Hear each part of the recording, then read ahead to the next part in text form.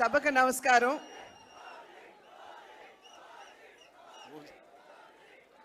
వేదిక మీద ఉన్నటువంటి కేంద్ర మంత్రివర్యులు పెద్దలు గజేంద్ర సింగ్ షెకావత్ గారికి, ఆంధ్ర రాష్ట్ర ముఖ్యమంత్రి వర్యులు పెద్దలు సోదరులు పవన్ కళ్యాణ్ గారికి, ఉప ముఖ్యమంత్రి పవన్ కళ్యాణ్ గారికి, అదేవిధంగా నా పార్లమెంట్ నియోజకవర్గంలో ఉన్నటువంటి 7 ఎమ్మెల్యేలు బుచ్చే చౌదరి గారు, ఆదిరెడ్డి వాసు గారు, మద్దిపాటి వెంకటరాజు గారు, ముప్పిడి వెంకటేశ్వరరావు గారు, బత్తిని బలరామకృష్ణ గారు, అదేవిధంగా వేదిక మీద ఉన్నటువంటి అధికారులకి, సోదరీమణులకి, వేదిక ముందున్నటువంటి సోదరీమణులందరికీ కూడా నా నమస్కారాలు నేను తెలియజేస్తున్నాను.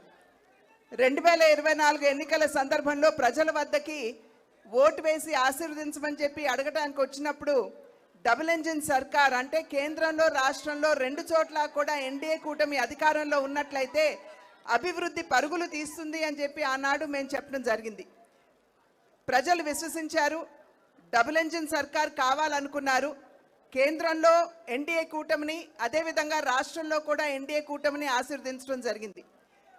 వికసిత్ భారత్ అనేటువంటి ఒక కళ ఏదైతే, ఒక స్వప్నం ఏదైతే నరేంద్ర మోడీ గారు ప్రజల ముందు ఉంచారో, ఆ వికసిత్ భారత్లో వికసిత్ ఆంధ్ర రాష్ట్రం కూడా ఒక భాగం అని చెప్పి మనం గుర్తించాలి.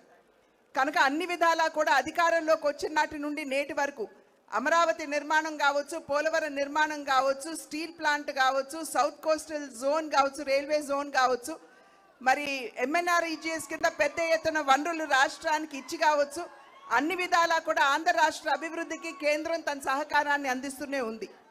అయితే వికసిత్ ఆంధ్ర రాష్ట్రం మనకు కావాలంటే వికసిత్ జిల్లాలు కూడా కావాలి.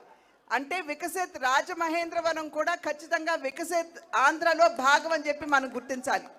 దానిలో భాగంగానే ఇవాళ అనేక పర్యాటక అభివృద్ధి కార్యక్రమాలు మనం శంకుస్థాపన చేసుకోవడం జరుగుతుంది. ప్రత్యేకించి హ్యావ్లాక్ బ్రిడ్జ్ 100 సంవత్సరాల నాటి బ్రిడ్జ్ నిరుపయోగంగా ఉన్నటువంటి సందర్భంలో దాని యొక్క చారిత్రాత్మక ప్రాధాన్యతను గుర్తించి ఇవాళ దాన్ని కూడా ఒక పర్యాటక క్షేత్రంగా దాన్ని అభివృద్ధి చేయడానికి కేంద్రం తన సహకారాన్ని అందిస్తుంది. అదేవిధంగా రివర్ ఫ్రంట్ దాన్ని కూడా అభివృద్ధి చేస్తున్నటువంటి సందర్భంలో నేను ఇప్పుడే అజయ్ జైన్ గారితో కూడా మాట్లాడాను. అక్కడ ఉన్నటువంటి విగ్రహాలని తొలగించకుండా ఏదైతే అభివృద్ధి చేస్తున్నామో ఆ అభివృద్ధిలోనే మిళితం చేయమని చెప్పి వారికి ఇప్పుడే అజయ్ జైన్ గారు కూడా నేను అభ్యర్థించడం జరిగింది.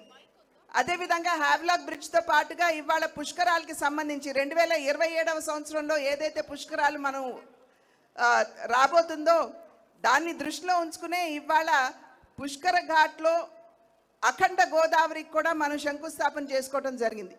కనుక అభివృద్ధి రాజమహేంద్రవరాన్ని ఇందాక సోదరులు దుర్గేష్ గారు మాట్లాడుతూ హెరిటేజ్ జిల్లాగా రాజమహేంద్రవరాన్ని గుర్తించాలి అని చెప్పి వారు అభ్యర్థించారు.